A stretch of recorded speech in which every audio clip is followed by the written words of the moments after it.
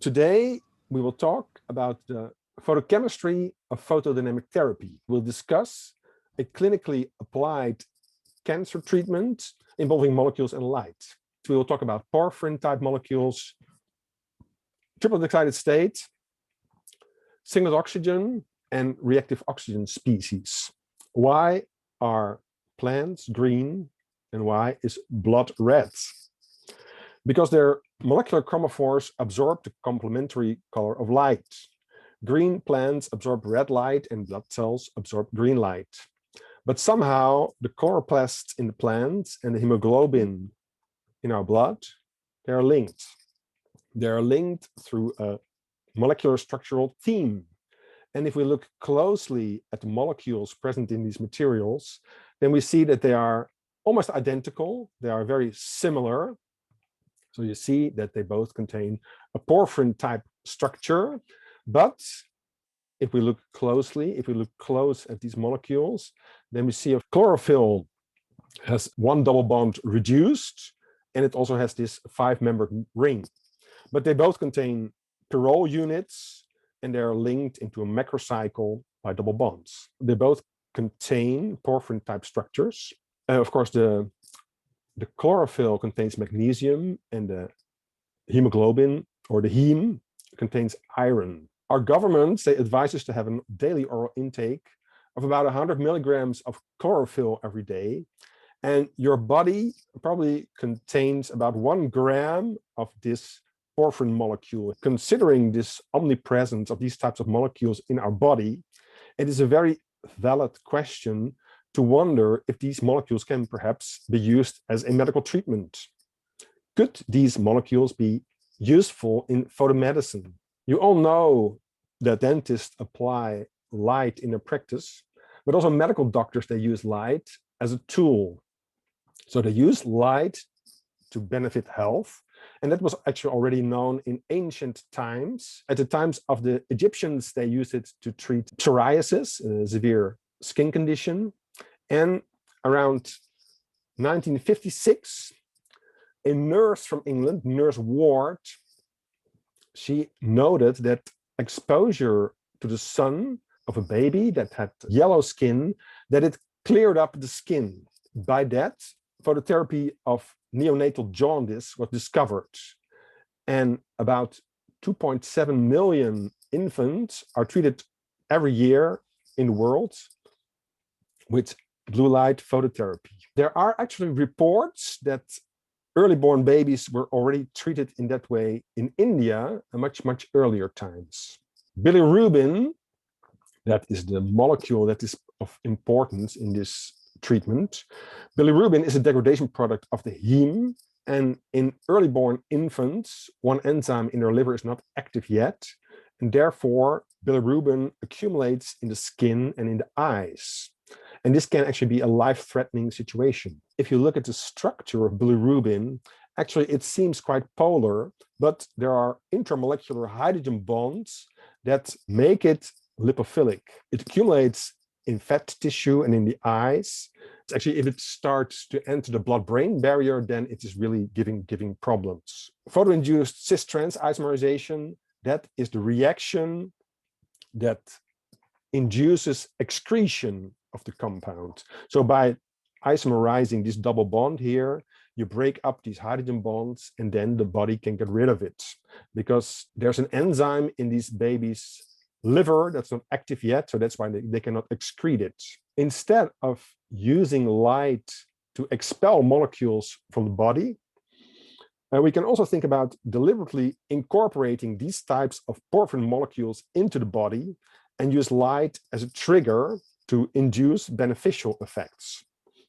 By using porphyrin-type molecules, especially chlorines, bacterial chlorines, and phthalocyanins, in combination with the presence of oxygen and light, we can create so-called reactive oxygen species, and they can induce cell death in a local way. And that's the basis of photodynamic therapy. In 1912, it was actually Maya Bates, who was the first person who deliberately injected himself with a porphyrin photosensitizer. So he used 200 milligrams of hematoporphyrin, of this molecule here. After he injected it, he felt okay, he felt no problems. But as soon as he started to work in the sun, then he got into severe problems. As you can see on the left, he is not doing very well, but he did recover. He was actually interested in these types of molecules because he was studying porphyria. So some people, they have a medical condition that their body does not incorporate the iron into the heme. They have a lot of free base porphyrin in their blood, and that makes them light sensitive. They actually say, because it's also genetic, that the people in Transylvania that had this problem, that basically they are linked to porphyria. And so the myth or the story of Dracula and the vampires is related to that. People with allergy to light because of free base porphyrin in their blood. And actually, I have this story from Matthias Senge, who is in our project. They actually don't drink blood, but they pee, well, something that contains a lot of red porphyrin. So it's like they pee blood. Anyway, so this is the person who first applied porphyrins to himself. One of the partners in our European project, Politeia, it is a company, it's called BioLitech. And they have this Foscan on the market, and it is meta-tetrahydroxyphenylchlorine. And it basically acts like a photocatalyst, so it can convert the ground state of oxygen into reactive oxygen species. It's actually a reduced porphyrin, so that's what we call a chlorine. One double bond is reduced. And as you can see here, there's a lot of room for improvement because the time between administration and photo treatment, that's quite long. It's 4 days. And also the patient needs to stay away from the light quite an extensive time. So if you have to stay in the dark after treatment, then you can be sure that some of the patients will not listen to you and they get into severe problems. So this drug has been approved since 2001 for a specific type of cancer. It's called advanced head and neck cancer, squamous cell. And it has been brought into relation with the chewing of betel nuts. So this type of cancer is actually more prevalent in India and Indonesia. And it can be noticed that medical doctors who specialize in this treatment, they actually often have projects in these countries. When we excite a photosensitizer, of course, we arrive at the singlet state. It can convert into a triplet. And this triplet state, it can interact with molecular oxygen. And it can form singlet oxygen. So it can form the excited state of oxygen, which is more reactive than its ground state. Can I ask you one question now? Sure. You said in India people chew betel nut. Yeah. So does that, what does it give? Does it give porphyrin, or you had shown in the last slide? So I know a medical doctor from Holland, Bintang, and also Tabaya Hassan. So they are both specializing in this particular type of cancer. And it is, of course, there are people with this type of cancer in every country, but somehow, like smoking is brought into relation with lung cancer, seems to be a relation between chewing of betel nuts and cancer in this area. So there are more patients, and of course they usually don't have treatment. So there are more patients that are needing this kind of treatment in these countries. That is what I've heard. It is just But what happens is they have betel nuts and also tobacco. Yeah, maybe that's true. Yeah. So, but it is the habit of chewing this material. Sorry. Yeah. They chew the tobacco along with the betel nuts. Maybe the tobacco part is the one which is giving the problem. It could be. Yes. Yeah, that is true. We have to make the triplet. The triplet state is, of course, normally very, very long-lived, and it can react with ground state oxygen. And if this is happening, then we can make reactive oxygen species. So reactive oxygen species can be formed from the singlet oxygen, like superoxide radical anion, hydroxy radicals, or peroxy radicals. And these are cytotoxic species, and they can kill cells. The triplet state, it can actually also interact through charge transfer interactions, and it also leads to reactive oxygen species. So there's two mechanisms, type 1 and type 2, and type 1 is with charge transfer interactions. But you make reactive oxygen species, and they can somehow destroy the cancer because singlet oxygen is very reactive, and it can lead to the formation of what we call peroxy acids, peroxy lipids, peroxy peptides, and even peroxynucleotides. So it's a little bit like doing some kind of radical polymerization in the human body. People have actually studied the reactions of singlet oxygen with amino acids, and these are the types of structures that have been identified.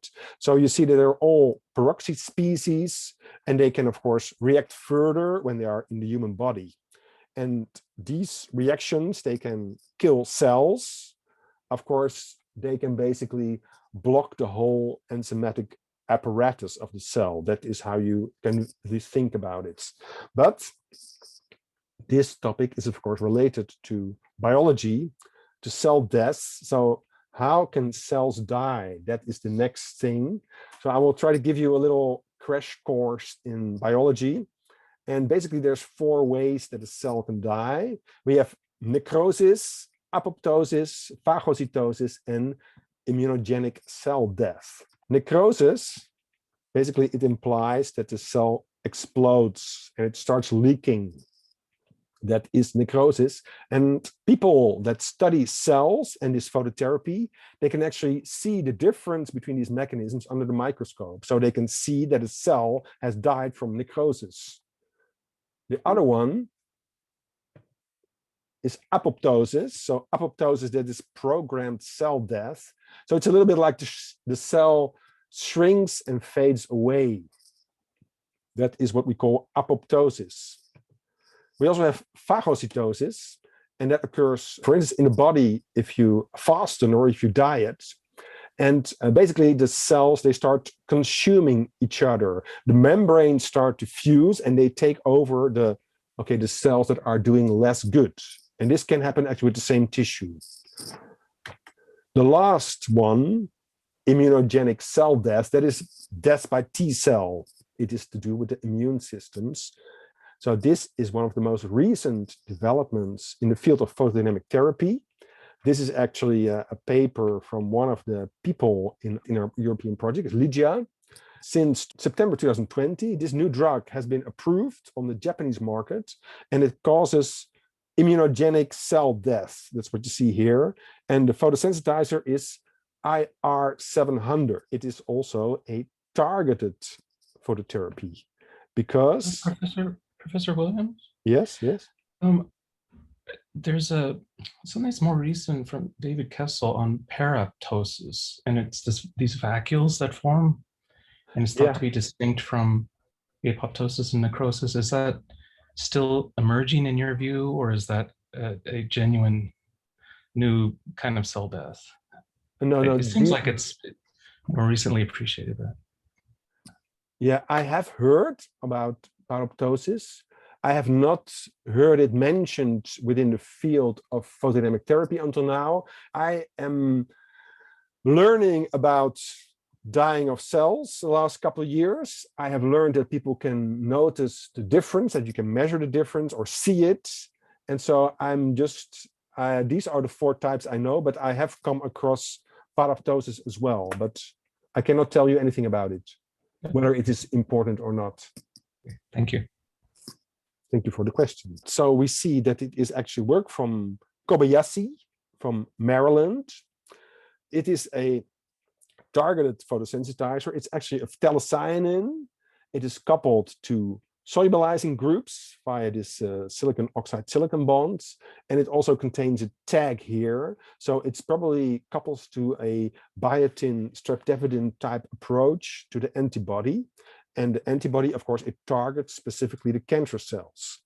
Here we also see the biological window, and it implies that the dye should absorb between somewhere like 650 and 900 nanometers. So probably 800 nanometer is probably the optimum. So where this excitation at 690 is pretty close to that.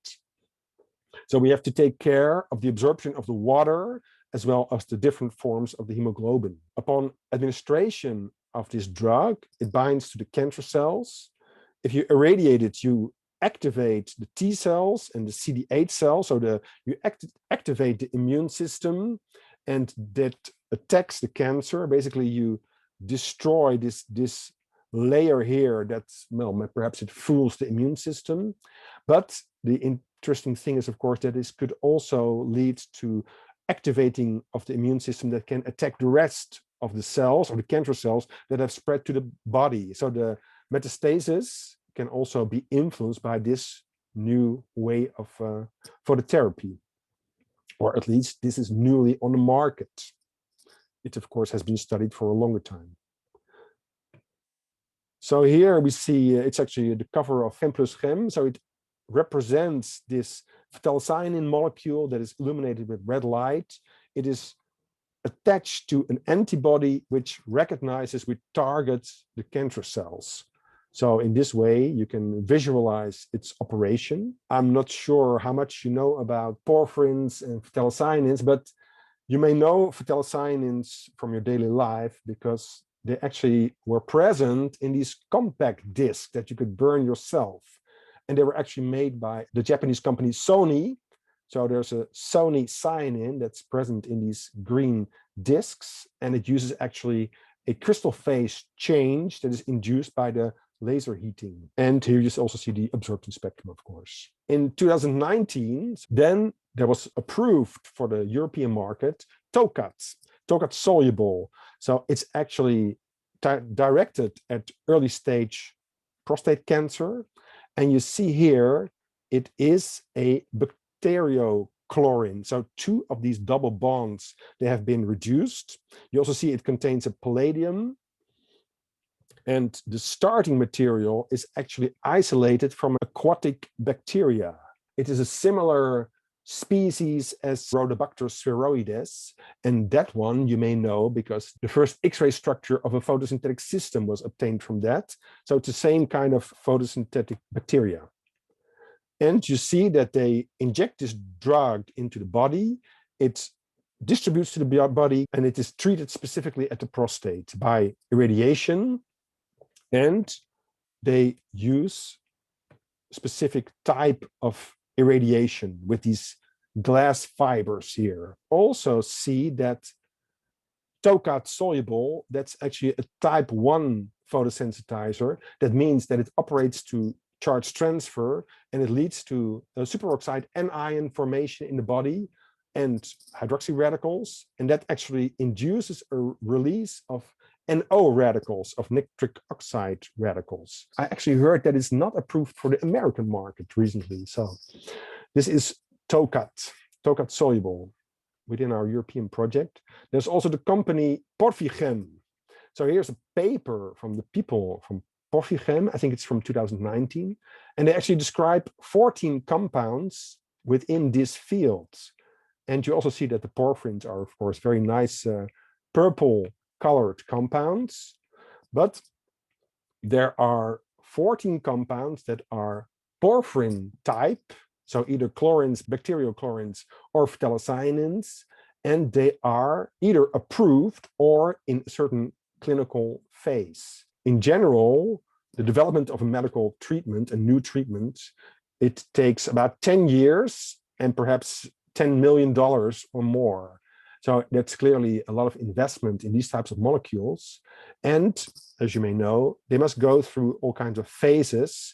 So you have phase 1, phase 2, and phase 3. Phase 3 is then clinical testing on patients, on humans. So this is a lot of development in this field. And these are the ones that are actually approved. It is not only going through these clinical phases for every system, for every specific type of cancer, but it's also you have to deal with national rules. This one is approved in Russia. This one is approved in Japan. is different for every molecule. That is making it quite different. Top one, that's photofrin. So that's one of the first molecules that was approved for medical treatment. So it's like a first generation. And okay, it's not ideal, let's put it like that. They're just like the Foscan, it has problems in the treatment because it, for instance, takes too long, or maybe the properties of the targeting are not ideal. There is preferential accumulation in tumor tissue of these types of molecules, even without antibodies, but you want to have a very, very large difference, of course. Foscan and the IR700 and the TOCAT, they have been approved in the medical field. So they are really molecules that can be applied in the hospital at the moment. And okay, I have tried to make an estimate of how big this market is, and I have gotten some information. I've heard that in the Netherlands in 2010, about 10,000 people were treated with photodynamic therapy. So that gives it, if you take the same percentage on world populations, you get somewhere around 2 million possible treatments worldwide, if you take into account that 50% cannot avoid it. So that's my estimate. The estimate, and I have not seen in any papers another one, my estimate is that there is a potential of treating about 2 million patients a year worldwide. So that gives you an estimate. We have seen all these molecules. These are molecules that are in the field of photodynamic therapy. We have to make the triplets. The triplet is the important part. And we know that these molecules form the triplet, but how do they do that? Of course, spin-orbit coupling is important there. And that is described by the selection rule for triplet state formation. So if you have a change of the type of orbital, like going from an n-pi star to a pi-pi star, like for benzophenone, then you have an allowed transition to the triplet, which implies that it can be really, really fast. And we saw that TOCAT soluble, that it contains a palladium ion. So spin-orbit coupling also, it scales with Z to the power 4. So it definitely helps to incorporate a heavy atom, but in fact, it does also reduce the lifetime of the triplet. So you do have a bigger yield of triplet, but the lifetime is actually reduced if you compare them to free base molecules. So that is spin-orbit coupling, and this is Mostafa El-Sayed. So they are basically, he came up with these rules, and you can say that transition to the triplet, it is bound to be fast if you have a change of orbital configuration. That is how you can describe it in the simple way. Spin-orbit coupling, okay, the way to try to explain it is basically going to the book of Thoreau, that in Amsterdam we actually call this book here, molecular photochemistry book, modern molecular photochemistry, we call it the Bible of photochemistry.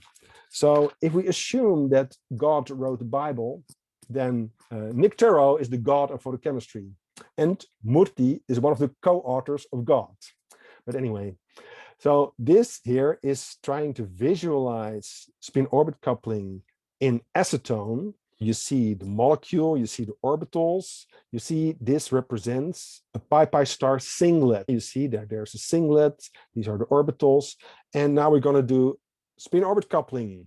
So this red arrow, it represents the electron. The electron makes a precession movement. You can imagine it like being a cone, just like in NMR, you have the Larmor frequency. So this is the electronic configuration. We have an electron in the pi, we have an electron in the pi star, they form a singlet. Here are the electrons in the n orbital. So the red electron, it spin flips. You have a 180 degrees spin flip. So it gets here. So you see it couples to the other electron. But what we end up with is a triplet. So you see that these two arrows are pointing the same way. The electron in the n and in the pi star orbital, they have the same spin direction. And important, the change of orbital configuration. So we go here from an orbital that is basically located in this plane to an orbital that's orthogonal. So in this way, you can try to visualize spin-orbit coupling. And that is important also in these porphyrin type molecules and in spin-orbit coupling in general. So it is the change of angular momentum of the electron that has to be compensated by a change of angular momentum of the orbitals. That is what we like to see for spin-orbit coupling. If we look at these triplet states are extremely important in the photodynamic therapy. And we can look at their decay. Now, I have to admit that I have published quite a few papers that just do exponential fitting of a triplet state, even in absence of oxygen. But of course, that only gives a lower limit.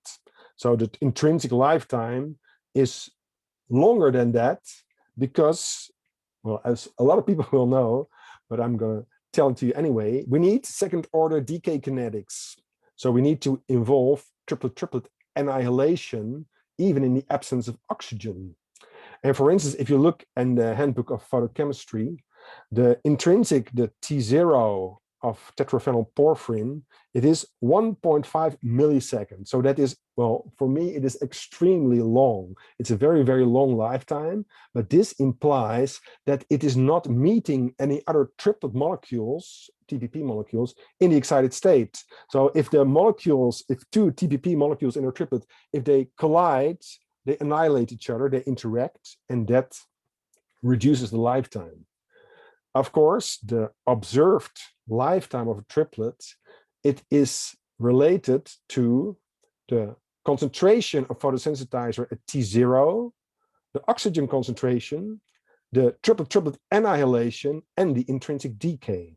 If you approach it in this way, then it does mean that if you have a photosensitizer in cells and you can monitor its lifetime, the phosphorescence, some systems with palladium or platinum can do that, then you can actually use the lifetime of the photosensitizer to probe your oxygen concentration, because there will be a relation between that concentration of oxygen and the lifetime of your specific photosensitizer. So that's actually a very interesting tool. And you can also perhaps do that with the D2O as a solvent. If you look at the equations for second order decay kinetics of triplet states, this is what you can encounter.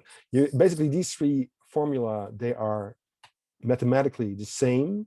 They display the change of the signal of the transient absorption, can also be the phosphorescence as a function of time. So you need to take into account triplet-triplet annihilation, the intrinsic decay, but also the concentration of excited state at T0. And that is actually, well, it takes a little bit more effort to estimate that properly if you compare it to just exponential function.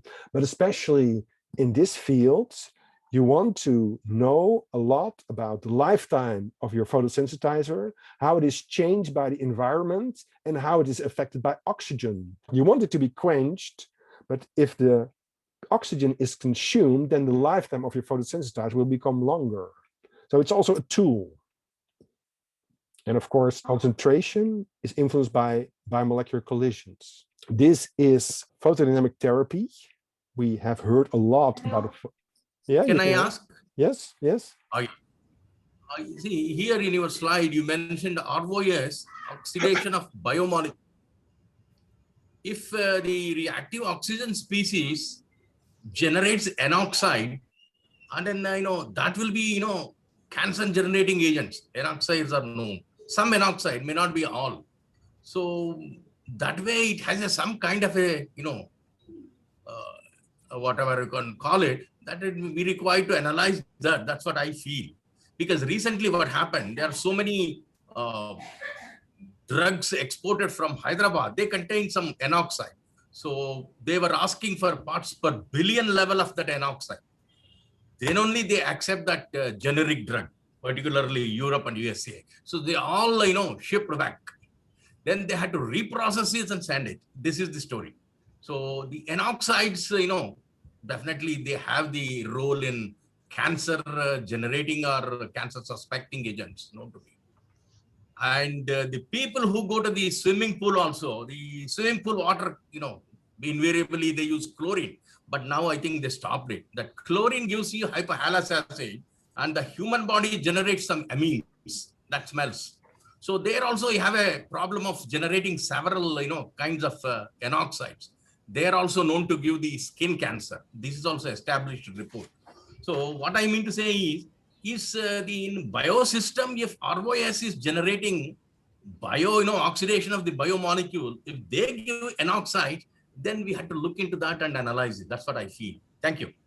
Any comments? Yeah, I fully agree that making singlet oxygen in a cell, it triggers all kinds of effects. And one of them is NO release. The effect of introducing singlet oxygen into a cell has the effect that the cell starts producing nitric oxide, NO radical. So NO radical, it is getting more and more attention in biology, and it is influenced by photodynamic therapy. Okay, I wouldn't be surprised that if photoimmunogenic process that is introduced by this phthalocyanin, if that also has some effect that NO radicals are more present in these cells. One of the conclusions of my talk is that if we can control reactive oxygen species and reactive nitrogen species, if we can control the levels of these types of molecules in cells, then we have a tool to control cancer. Photodynamic therapy is just one way to do that, but there may be others, and there may be more clever tricks. That's definitely possible. Can I ask a quick question? You mentioned reactive nitrogen. Is that of serious concern? Reactive nitrogen species, like the NO radical, nitric oxide, NO radical. Oh, okay. Thank you. So far, I have only been focusing on reactive oxygen species because photodynamic therapy is related to producing singlet oxygen and hydroxy radicals, peroxy radicals. But in the photodynamic therapy, in the result of it, reactive nitrogen species, they play an important role. It is, of course, controlling radical processes in the cell. We know a lot about photosensitizers, about molecules that can absorb light around 700 or 800 nanometer. They convert into the triplets. They can do that very efficiently, and then they can interact with oxygen. By doing that, they create reactive oxygen species either by electron transfer or by energy transfer, and that gives the effect of cell death in the various ways. The first thing that we need to know is the ground state of oxygen. It is important to realize that molecular oxygen has a ground state triplet. And you may be familiar with this conventional Lewis structure of the oxygen molecule. This structure describes perhaps also its character. Triplet states, they can have a biradical type character because they are very reactive, much more reactive than nitrogen, for instance. If we go to the molecular orbital scheme, we of course see that it is an effect of quantum chemistry, of the binding properties. And here at the top, we see that these two levels, they both have one electron. Oxygen, O2, in its ground state is a triplet state that is not very common, but it is essential. And here we see the orbital. So you have the pi and the pi star orbital in which one electron is present. And this visualizes the ground state of oxygen. Triplet excited states, they can interact with ground state oxygen and they can form singlet oxygen. If they collide, so it will be a diffusional process, but in fact, we also have to take into account spin statistics. That's also important. If we look at the simple rates of diffusion in various solvents, we see that there are about 1 × 10 to the 10th per mole per second, up to maybe 3 × 10 to the 10th. But this is very consistent values, solvents that are not too viscous with normal viscosity. But if we now look at the rate of quenching, then we see that these rates are actually much lower. Rates at which oxygen quenches the triplets, it's lower than the diffusional rate. And that is due to spin statistics, 1 out of 9 collisions can lead to singlet oxygen. The other combinations, they can give other spin species, let's put it like that. We can try to visualize it like this. Okay, so here we have a triplet excited state. You see the electrons are parallel, and we have a triplet ground state. So if we just shift this electron in this level, and we shift the other electron in this level, then we get a singlet ground state and a singlet excited state. So in this way, it's easy to visualize the interaction of the triplet state of a photosensitizer and a triplet ground state oxygen molecules. But what should we do if the situation is like this? Here we see also a triplet excited state and triplet ground state molecular oxygen. But if we have a collision, then we actually get 4 spins up. So you cannot get efficient triplet-triplet annihilation or energy transfer. You cannot get generation of singlet oxygen. So in that way, quenching rates of oxygen, how it quenches triplet excited states, it's quite a bit lower than the rate of diffusion. So we need spin statistics for that. Spin statistics is actually something that we also see it in LEDs, in light emitting diodes. So in one of my talks on singlet fission, I should also discuss this. If we inject a hole and an electron into a material, they sort of distribute over the levels that are available. We have 3 triplets and 1 singlets. So that implies that by spin statistics, you can only get 25% of a singlet excited state in an LED. Now, in fact, the triplets that are formed, they can annihilate and also form singlets. So in practice, there are LED materials that have a higher efficiency than 25%, but it is an example of spin statistics, and that also plays a role here. 1/9 of the diffusion rate, perhaps it's 2/9 actually, but it implies that if you have a triplet sensitizer and oxygen, only very few collisions can make singlet oxygen, and that's what we are probing, that's what we're looking at. The other combinations, like the one I just showed you, they give a quintet, so they have 4 of the spins that are the same direction, so it can only redissociate. We can also form triplet states. So in that way, spin statistics plays a role in the quenching of triplet state by molecular oxygen. And we want to make singlet oxygen, that is the species that we're at, because that gives the big effects in the cells. Can I ask you one question here? Sure. The last slide. Now you had the quintet state, right? Yeah. So there is a triplet and the triplet oxygen quenching. They collide, but then they don't go anywhere. They just go back. Yeah. So then they can come back again. So these things will keep going till it doesn't have to be 1/9. It can be a lot more than 1/9. That is true. That's true. The message is that the observed rates of quenching, they are almost always lower than the diffusional rate. And it's not exactly 1/9. It is more close to 2/9, and sometimes it's higher. But if it is this triplet-triplet interaction mechanism forming singlet oxygen, there is an influence of spin statistics. So the observed quenching rate will be lower than the diffusion rate. But in fact, of course, oxygen is also a very good electron acceptor. So if the process is charge separation, if the electron goes onto the oxygen and you create the superoxide radical anion, then the rate can be up to 10 to the 10th. So that is higher. It's actually one of the arguments for a charge transfer mechanism. Okay. Because this triplet-triplet annihilation giving the delayed fluorescence. Yeah. So they're also 1/9, and then people will say, okay, I get more than 1/9. Yeah. But because of this, because of the quintet, they can go back. So they can recycle. So. Yeah, but it is not 100% recycling. It is lower. So it implies that you're not likely to get 100%.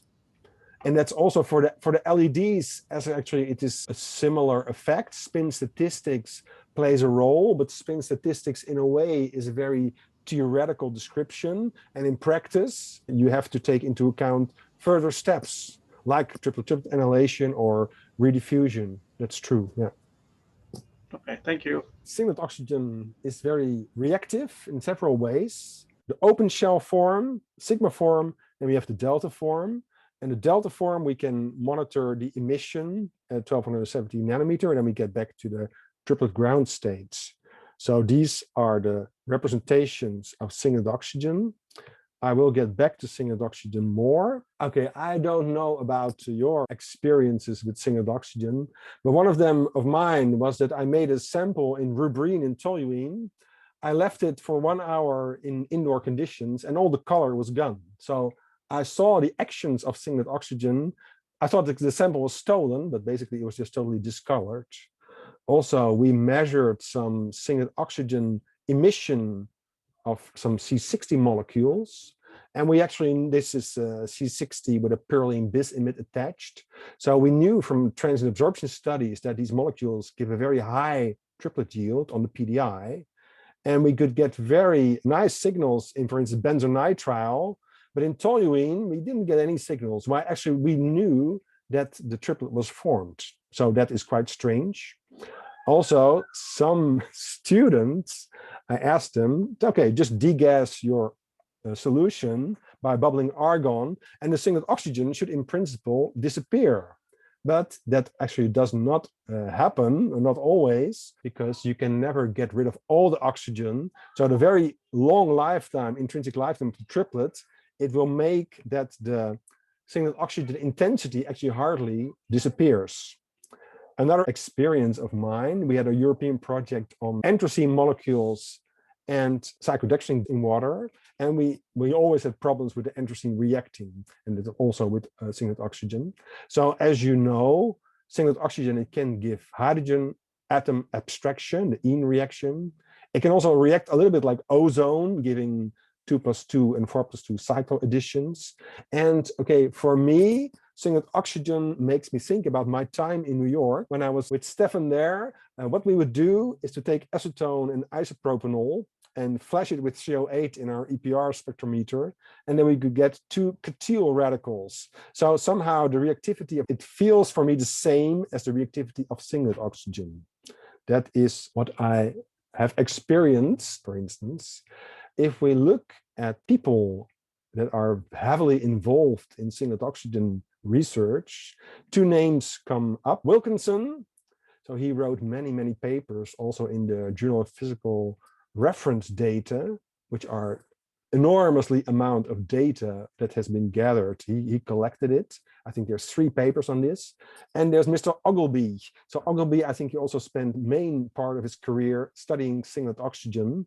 I am actually planning to contact him with a few questions, and this here, I think this is a picture from one of the Khan Kashya reviews. We know that it has an absorptive optical transition from the ground state to this sigma G state here at about 765 nanometer. So you can actually see that as a dip in the solar spectrum. So in the atmosphere around the Earth, the sun, it excites ground state oxygen into the singlet in this sigma form. And that, of course, plays a role in the whole atmospheric chemistry. Now, in general, this sigma form, it converts very fast to the delta form. Fast is a relative number. So in CCl4, I think it's 130 nanoseconds. So you can maybe still do things there. This optical transition down, that is what we can measure in Amsterdam. We've done it now many, many times. But it's also the optical transition at around 1275. It's also possible, although it's very weak. Molar absorption coefficients are extremely weak. People are actually trying to induce singlet oxygen in cells by these approaches. It is probably not practical in real applications in humans because of the transition probability is too low. So here we have the 2 levels. Here we have the energies. We have the energies in kilojoule per mole. These are these numbers. And we have also some specific triplet sensitizers. So if you take the triplet state of a Perlene bis image, one of my favorite chromophores. It is just above that one of the delta form of singlet oxygen. So it can give very, very good energy transfer to the oxygen to make singlet oxygen. But of course, if you're lower, like for beta carotene or pentacene, then these triplet states of these molecules, they can actually quench singlet oxygen. So that is a trick you can use to get rid or to depopulate the excited state of singlet oxygen. There's a lot of things you can do. In a first year practicum of our students in Amsterdam, they made singlet oxygen chemically by either using hypochloric acid or chlorine and hydrogen peroxide. And so here we see the bi-mole emission. It is a red color, you can see it with your eyes. If you add in luminol, this famous chemiluminescent agent that's also used in the forensic world, then you can see it as blue emission. It's actually quite a bit stronger. Here we have the absorptive peaks that were monitored by the group of Ogilvy. So you see, really, you can measure its absorption spectrum, but it's extremely weak. This is what we did in Amsterdam. So here we see some nice singlet oxygen emission. It actually relates to C60 derivatives, so the same ones that I just discussed before. We used CS2 here because the lifetime of singlet oxygen in CS2 is extremely long. So if you want to get very, very strong singlet oxygen emission signals, I can recommend CS2 as a solvent. It's not the most biocompatible solvent you can imagine, but it gives very, very strong signals. This is my own compilation of some data of the lifetime of singlet oxygen. And the message is that if you go from the optimal organic solvent down to water, you're like factor 1000, you go lower. So it is clear that measuring singlet oxygen in CS2 gives a much stronger signal if you compare it to water. Of course, in D2O, it is slightly different again, it's longer. But these are a collection of the lifetimes of singlet oxygen in various solvents. And you see that there is a big, big effect.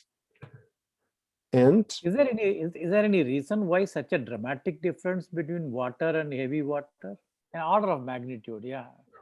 The change of all these numbers, it is due, or it is assumed to be due to an interaction of vibrational modes of the solvent with the singlet oxygen. The interaction, let's call it the vibronic coupling or the electronic transitions and the vibrational transitions of the solvent, they interact, they reduce the lifetime, they enhance the dark processes. As you can imagine, singlet oxygen in water, that's actually the most important thing in photodynamic therapy. So I am very interested actually in your experience and also your ideas about the reactivity of singlet oxygen in water and in D2O. I will get back to that as well. The general trend is interaction of the electronic transitions of singlet oxygen with vibrational transitions of the solvent. So vibronic coupling, you can call it. The difference between water and D2O, okay, you actually see that for all deuterated molecules, the lifetime of singlet oxygen is higher, any deuterated solvent basically. It is actually, the effects are higher than a normal isotope effect. That is what I've read. I hope that this gives you some answer. Yeah, thank you. This is Jayamurugan. I have a couple of questions. Can I ask? Sure. Yeah. So the first question is, okay, maybe I'll continue with this later question. So what kind of method one can use to quantify the singlet oxygen generation efficiency, of various dye molecules, photosynthesizer? So typically, one of the experiments used is dihydroxynaphthalene reaction with singlet oxygen to generate juglone. That is one method I know. What about the is there any standard method? I will get back to that as well. I am very interested in spectroscopy. I try to understand the emission of singlet oxygen, get as much information from that as possible. There's even a chemical review, there's a ChemRef on the reactivity of singlet oxygen. And there is a huge amount of probes. There's even Aquaspark probe. There's you can buy it. We have it in the lab now. There's a chemiluminescent probe that reacts specifically with singlet oxygen. So you don't have to excite your molecules. It just gives a chemiluminescent reaction. Of course, there's this dibenzofurane, diphenylbenzofurane is a very standard. There's furfuryl alcohol. There are many, many chemical methods to detect singlet oxygen. That is, okay, some people only use that.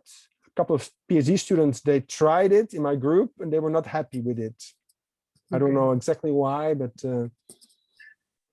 they prefer to look at the singlet oxygen emission, which it is extremely difficult, basically. But I will say some more things about that. Okay. And the second question, in overall, I see your work is mostly focused on parparin-related derivatives for photodynamic therapy. I understand that since parparin is a biomolecule, so maybe that is the main reason why you might be dealing with mainly. However, I wonder what about other photosensitizer molecule apart from parparin? Like there are many dye molecule, can be used for this as well. So why you are not focusing on that as well? That's my question. Yeah, that's a very, very valid question. Any molecule that produces the triplet state, to some extent, it will be quenched by oxygen. So any molecule that forms a triplet, it will be able to induce singlet oxygen and maybe have a biological effect. But porphyrins, chlorines, phthalocyanins, they are the most important molecules in these fields because they are very biocompatible. You have them in your blood. So the toxic effects without light, they are very, very low. And okay, the reason why I am interested in it, because I am part of a project called Politeia, and that's an acronym for a porphyrin library for therapeutic applications. So our project is focusing on porphyrins and porphyrin type molecules. In principle, you can use anything else. Cyanin dyes are actually also quite interesting options. But for me, at the moment, it is porphyrin and porphyrin type molecules. In the field, they are also, recently there's one ruthenium, I think it's a pyridyl complex with a little that is used for solar cell, dye-sensitive solar cell. And they're similar, but that's actually also known as a photodynamic therapy agent. And it has a little oligothiophene tail, RLD534 or something like that. There's a code name. I will not show the structure, but. Is there any standard dye molecule which can be compared with these efficiencies? Like which is the standard molecule you compare in order to find out this is the best? Okay, so if you talk about singlet oxygen, then rose bengal is one of the most frequently used molecules to make singlet oxygen. They are quite well reported, the yields of that singlet oxygen induced emission. Okay, like something simple like TPP, tetraphenylporphyrin, or tetraphenylchlorine. These are also commercially available molecules of which the properties have been determined quite accurately. But I can comment, just a couple of weeks ago, I saw a paper from Jonathan Lindsay. Lindsay is very, very big in porphyrins. And there he collects all the quantum yields of emission and the fluorescence lifetimes of TPP, tetraphenylporphyrin, and the zinc tetraphenylporphyrin. And there's a huge spread in the literature just for these quantities that are actually determined in the visible. So doing spectroscopy in the near infrared is much more difficult for all kinds of reasons. And if you would collect singlet oxygen yields for a particular dye, okay, maybe rose bengal is okay because people use it as a reference, but other molecules, also the spread will be extremely large. Also for this hematoporphyrin, there's a huge range of values as reported. So it is definitely a difficult field to get the right numbers, exactly, the photophysical properties. That is very difficult. Thanks. My last question is, where you mentioned about argon bubbling to remove the singlet oxygen experiment.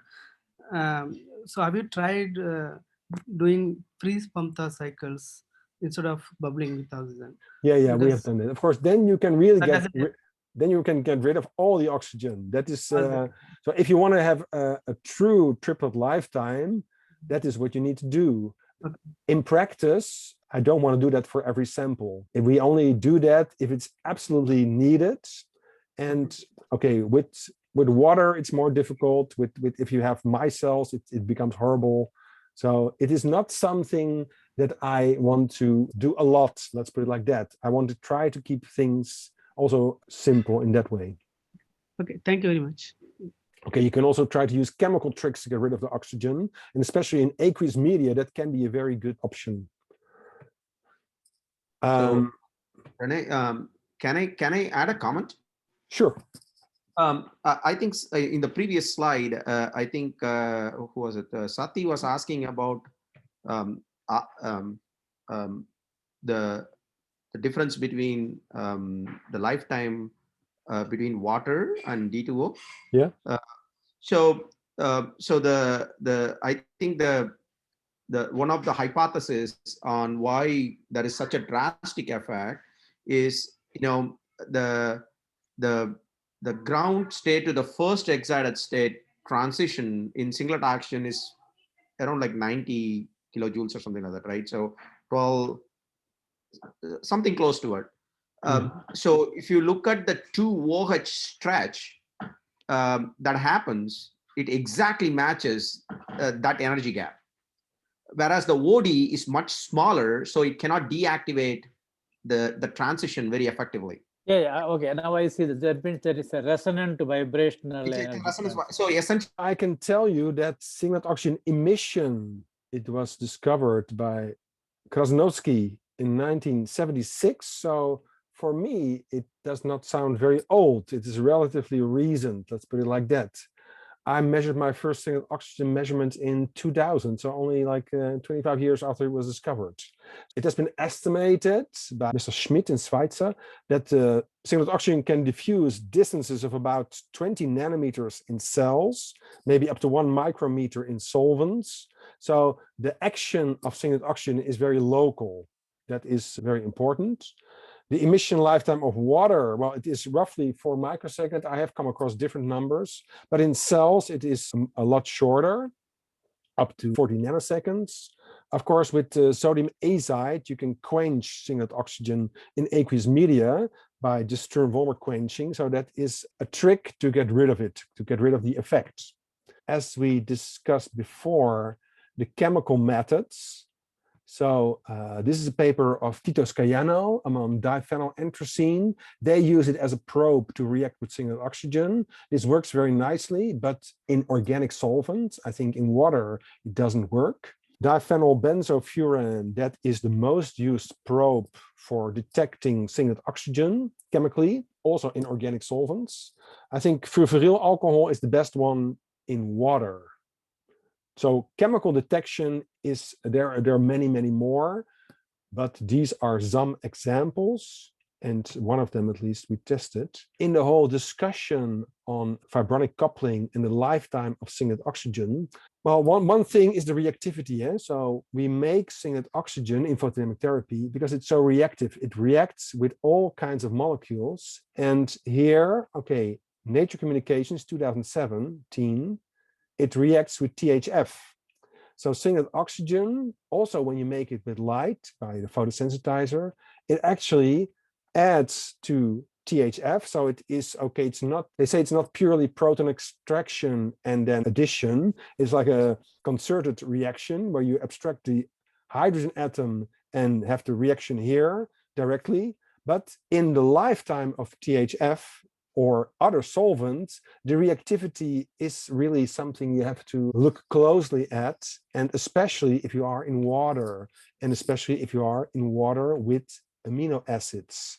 The message here is that this famous scheme from Mr. Wilkinson, it's basically, it shows all the excitation of the photosensitizers, the influence of oxygen, and we want to, okay, we can detect here the singlet oxygen, but it can be quenched by a solvent with different vibrational modes that can be active, but it can also make a product either with your photosensitizer with your biological medium or proteins that are present, or with the solvents, and also the physical quenching can occur. And of course, this will probably consume the oxygen, but it can also consume your photosensitizer. So this whole reaction field and production of singlet oxygen, it is pretty complex. And if we just look at this, then we can also comment that the phosphorescence quantum yield of singlet oxygen, it's actually around 10 to the minus 6. So monitoring the emission of singlet oxygen, it is quite tricky. So I can tell you that as a PhD student, I have determined the fluorescence quantum yield of C60 and C70. So these are relatively stable organic molecules, and they're emitting in the visible. So getting these numbers, like 10 to the minus 4, is a quantum yield of emission. It's already very, very tricky. Now, if you look at singlet oxygen in water, this is even 100 times less intense. So it is, and of course, doing spectroscopy in the near infrared, it is intrinsically much more difficult than doing spectroscopy in the visible area. I also want to comment that recently there is a revival of organic photocatalysis using singlet oxygen. I have seen several Science and Nature papers about using photosensitizers, generating singlet oxygen and doing all kinds of reactions. So singlet oxygen is getting a lot of attention recently. It is the most important species in photodynamic therapy, I would say. But reactivity seems to be influenced by the presence of water. So this is just one example where they state that the oxidation of metal indole is influenced by the presence of water molecules and oxidation by singlet oxygen. Another one, and this is that I don't understand at all, but it's a science paper. Singlet oxygen can convert into peroxide 500 mole equivalents from singlet oxygen. So antibodies are claimed to catalyze the reaction of singlet oxygen into hydrogen peroxide with an extremely large efficiency. So it implies that the presence of water and singlet oxygen is leading to a lot of other things that you may think about, especially if things like tryptophan or nitrogen-containing aromatic molecules, if they are present. The reactivity of singlet oxygen in the presence of water, which will also maybe at high concentrations have an influence on the emission lifetime, that is something I think that we expect more of in the future. Photodynamic therapy, what we want something that absorbs around 808 nanometers strongly. We want to have a high triplet yield, a lot of singlet oxygen. We want to have a little bit of fluorescence left because the medical doctors, they like to have some signal from the cancer cells where the photosensitizers are accumulated. So you want to have some fluorescence. Targeting is essential. There's also reports that folic acid can target cancer cells, but of course antibodies are ideal for that. For a photosensitizer for photodynamic therapy, we want to have water solubility, fast uptake, and fast excretion. We don't want to have the patient in the hospital for a couple of weeks. The pH around a cancer cell is slightly different compared to healthy tissue. So that is also a tool that you can try to use. And next to photodynamic therapy for anti-cancer treatments, it is also getting a lot of attention in the antimicrobial field, even in the antiviral field, and as an alternative to antibiotics. So it is the same principle with similar molecules that are biocompatible that you can kill germs. Final remarks. An important aspect is that by controlling the level of reactive oxygen species, but maybe especially reactive nitrogen species and their location in the human body, that can give us control over cancer. Triplet excited states can be very useful to do that. They're a good handle. And for photodynamic therapy, you really need targeting. You need to make sure that your photosensitizer specifically goes to tumor tissue. Well, why porphyrins, chlorines, and bacterial chlorines and phthalocyanins? Because they are really biocompatible. They are molecules that our body is used to. And as we said in the last bit, I have the strong impression that singlet oxygen reactivity in an aqueous environment is not fully solved. But I'm very curious towards your comments to that. And this is what I wanted to tell you today. I thank you all for your attention, and I'm open for more discussions and more screen sharing.